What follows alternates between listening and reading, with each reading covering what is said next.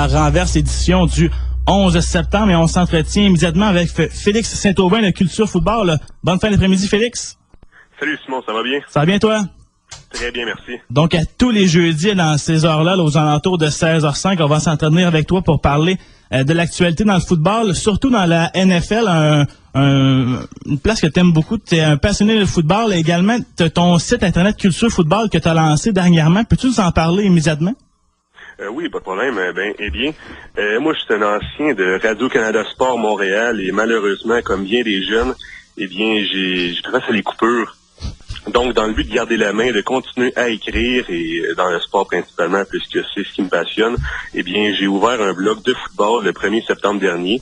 Et j'essaie le plus possible de parler de la NFL, mais aussi quand j'ai des sujets intéressants par rapport au football universitaire ou à la Ligue canadienne, j'essaie de mettre un article, mettre des liens pour vraiment alimenter ce blog-là.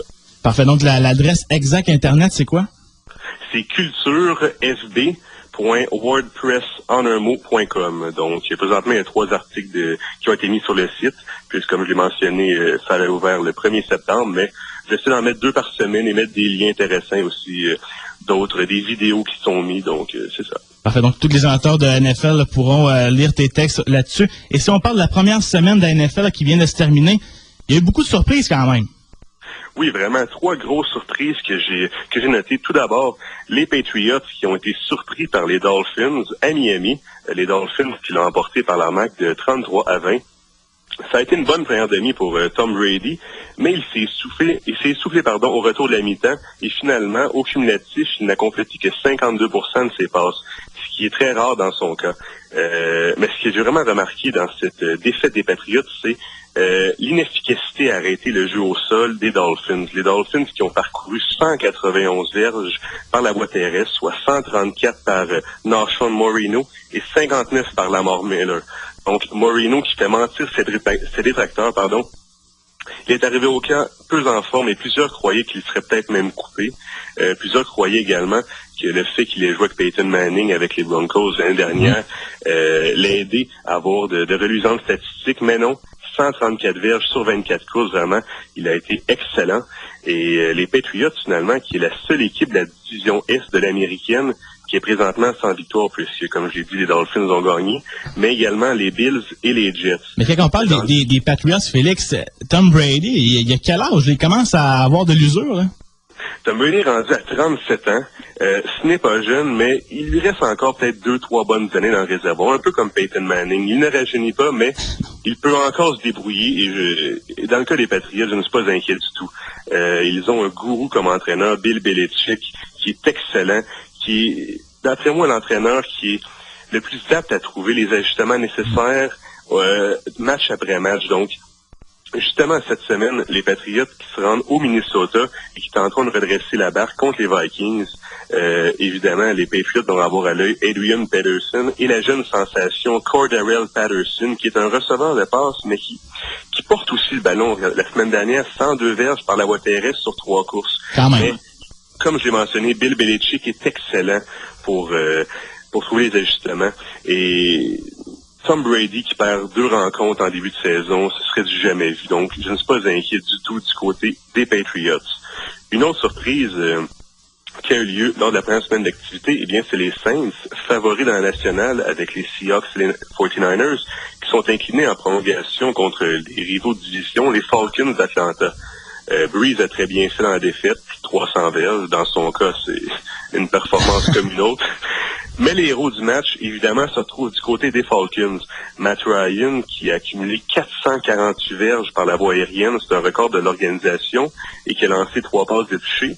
Et un fait surprenant, l'autre héros du match, c'est le botteur de précision, Matt Bryan. C'est rare que les botteurs se retrouvent à cet endroit, mais regardez, en retard 31-34 dans les dernières secondes du match, Matt Bryan a forcé la tenue d'une prolongation avec un placement de 51 verges.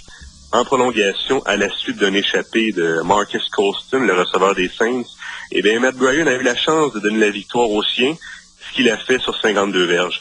Donc, les Falcons, les négligés, qui l'emportent à domicile contre les Saints. On se rappelle l'année dernière, les Falcons qui ont déçu avec un rendement de 4 victoires contre 12 revers. mais qui commence avec une victoire. Ce ne sera pas facile puisqu'il y a aussi les Panthers de la Caroline et les Buccaneers de Tampa Bay dans leur division.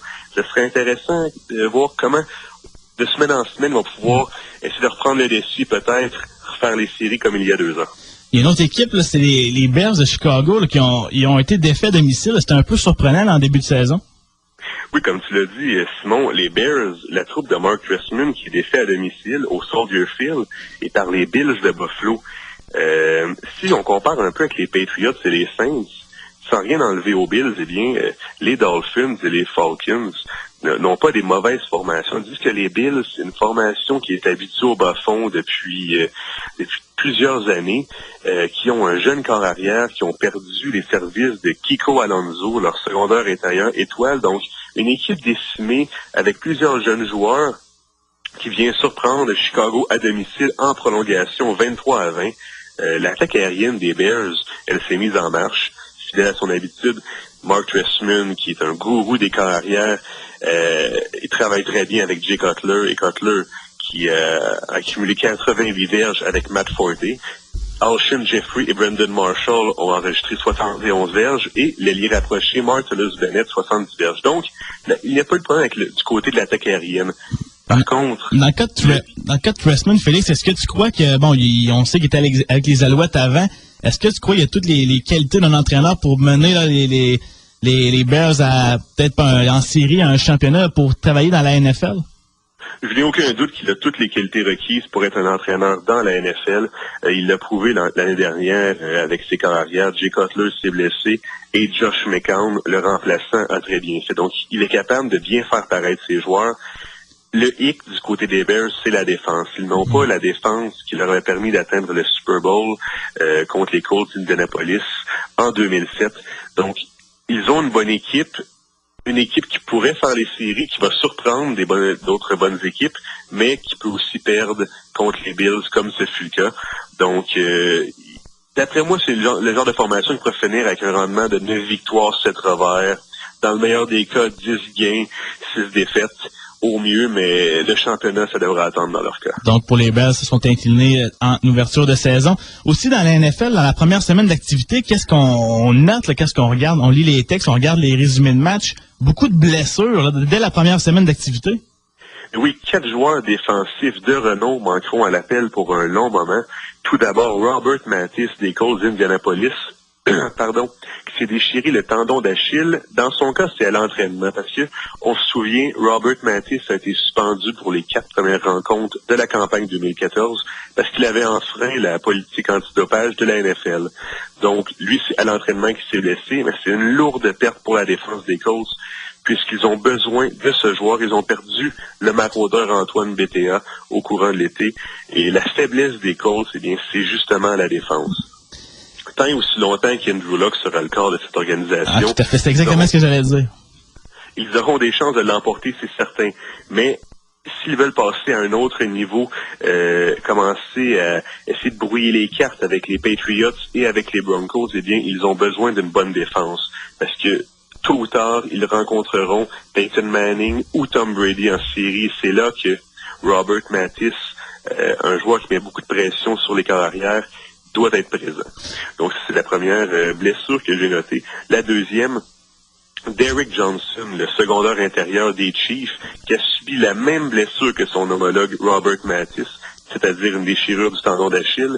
Je parlais précédemment que la blessure à Robert Mathis, c'était une lourde perte pour les Colts. Eh bien, pour les Chiefs, c'est tout à fait catastrophique. Je m'explique. Les Chiefs, c'est une équipe. L'équipe est basée sur la défense, tandis que les Colts, c'est l'attaque. Les Colts pourront s'en sortir puisqu'ils ont Andrew Luck. Les Chiefs n'ont pas Andrew Luck, ils ont Alex Smith. Alex Smith, c'est le genre de corps qui tente de limiter les revirements et qui peut l'emporter s'il est épaulé par une bonne attaque au sol, ce qu'il a, et par une défense étanche. Ce qu'il avait, est-ce qu'il va l'avoir encore une fois, je ne le sais pas. Avec la blessure de Derrick Johnson, ce sera difficile. Il y a d'autres blessures. Il y avait Javelin Clowney, avec Chris Lungs des Rams aussi qui ont subi des blessures. Donc, dès la première semaine, on voit souvent ça surtout au football, il y a souvent des blessés à chaque match. Pour les gens qui regardent ça du coin de l'œil, on regarde un match de football, souvent il y a des blessés, des joueurs qui quittent le terrain comparativement au hockey où les blessures sont plus rares.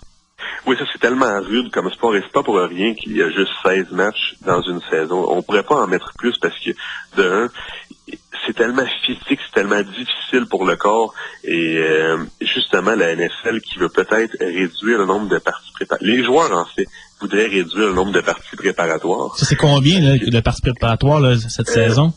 30 équipes en jouent 4 et 2 équipes en jouent 5 puisqu'ils jouent le match du temps de la renommée.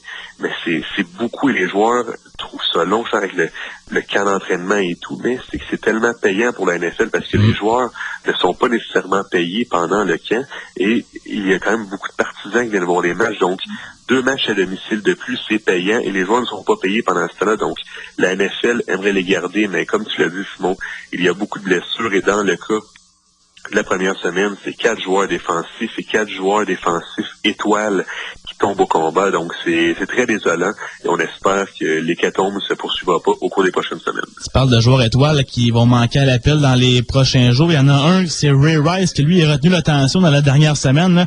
On a vu, beaucoup de monde ont vu la vidéo, là.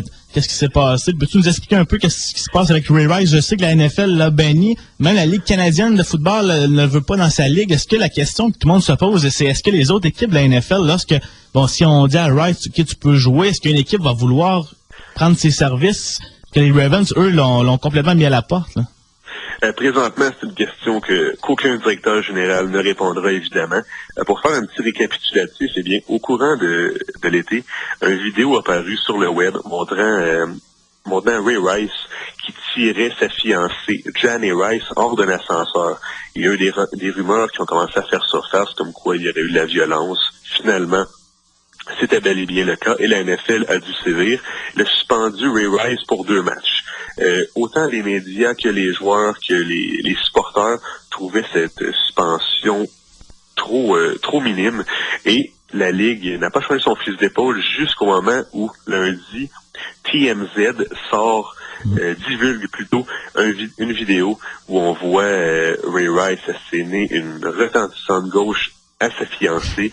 Eh bien, les Ravens n'ont pas hésité. Ils ont racheté son contrat. La NFL, comme tu l'as mentionné, qui l'a suspendu indéfiniment. La NFL qui nie toujours avoir vu le vidéo avant lundi. Parce que là, c'est la tête du commissaire, là, que beaucoup de gens veulent sa démission. On dit qu'on n'a pas agi assez rapidement.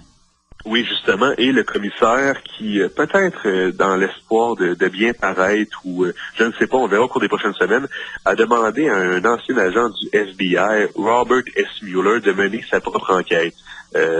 Roger Goodell, le commissaire, qui a mentionné que ce monsieur Mueller aura carte blanche dans son enquête, c'est-à-dire s'il a besoin des dossiers de la NFL, s'il a besoin de côtoyer, de rencontrer des hauts dirigeants de la Ligue, eh bien, il le pourra sans aucun problème. Donc, Roger Goodell ne veut pas lui mettre des bâtons dans les roues. Il veut faire la lumière sur ce qui s'est passé et nous verrons bien ce que ça donnera. Si je peux me permettre, Simon... Vas-y. Si je peux me permettre un petit parallèle avec la suspension de Michael Vick qui avait lieu en 2007. Oui, c'est deux cas. C'est deux sujets opposés, mais c'est un peu là, au bout de la ligne, c'est la même histoire. En fait, c'est que c'est des suspensions de joueurs vedettes, parce qu'à ce moment-là, Michael Vick était un joueur étoile de la NFL, et c'est des suspensions indéfinies par la Ligue. Vick avait pu revenir dans la NFL après avoir obtenu son pardon 2 ans plus tard, mais ce qu'il ne faut pas oublier, c'est que Vick était un corps arrière. Un corps arrière est moins frappé souvent qu'un porteur de ballon. Rice, qui a présentement 27 ans, approche l'âge fatidique des 30 ans pour un porteur de ballon où ses performances deviennent en deçà des attentes, où en fait tout se déroule plus difficilement pour les porteurs. Donc, je ne crois pas que Rice... je suis convaincu que Rice ne sera plus jamais le même porteur qu'il était. Si un jour il peut revenir dans la NFL, et s'il revient, il aura beaucoup de travail à faire auprès des partisans et auprès des dirigeants pour montrer qu'il a changé. Même si ce n'est qu'une erreur, c'est une erreur majeure et il devra continuer à s'entraîner fort, mais je crois que nous l'avons vu pour la dernière fois jouer dans la NFL cette saison. Donc toi, je te demande la question, tu crois-tu revoir Ray Rice un jour dans la NFL? Ta réponse c'est non? Je ne crois pas le revoir dans la NFL. Je crois que la NFL, un jour, lui permettra de revenir. Une équipe lui fera signe, l'invitera à un camp d'entraînement, mais il ne fera pas l'équipe puisqu'il approche l'âge des 30 ans et le fait de ne pas participer participer à les matchs. Juste entrer dans un gymnase, c'est intéressant, c'est bon, mais il faut aussi pratiquer. Et comme tu l'as dit, la Ligue canadienne qui a catégoriquement refusé que Ray Rice puisse jouer dans leur ligue. Donc, je ne crois pas qu'on leur verra dans la NFL. Donc, pour les gens qui viennent de se joindre à nous, on s'entretient toujours avec Félix Saint-Aubin de Culture Football. Félix, rapidement, en terminant, c'est quoi les affrontements là, qui retiennent l'attention pour la prochaine semaine d'activité? Ben, dans une note beaucoup plus joyeuse, eh bien, les Ravens, qui seront les hôtes des Steelers de Pittsburgh ce soir, dans le traditionnel match du jeudi soir. Baltimore, qui a perdu contre les Bengals dans une rencontre défensive la semaine dernière, voudra aller chercher un premier gain cette saison. Ce sera difficile parce que c'est contre leur éternel rivaux de la division Nord, les Steelers. Les Steelers, eux, qui ont laissé filer une avance de 24 points contre les Browns dimanche dernier, donc voudront mieux paraître. Ma prédiction pour ce match, eh bien, les Steelers joueront les troubles-fêtes à Baltimore et pour la première fois sous l'ère John Harbaugh, eh bien, Baltimore amorcera une campagne 0-2. Donc, merci beaucoup, Félix, pour cet entretien. Donc, comme qu'on mentionnait en début d'entrevue, on va se parler, moi et toi, tous les jeudis aux alentours de 16h05, 16h10 pour faire un bilan de la NFL. Qu'est-ce qui s'est passé dans la dernière semaine? Qu'est-ce qui s'en vient dans la prochaine semaine? Également, lorsqu'il y aura des actualités là, en ce qui a trait à la CFL ou même au football universitaire, là, on pourra en glisser quelques mots. Donc, merci beaucoup, Félix, pour ton temps. Merci à toi, Simon. Donc, on s'en parle jeudi prochain aux alentours de 16h05. C'était Félix Saint-Aubin de Culture Football.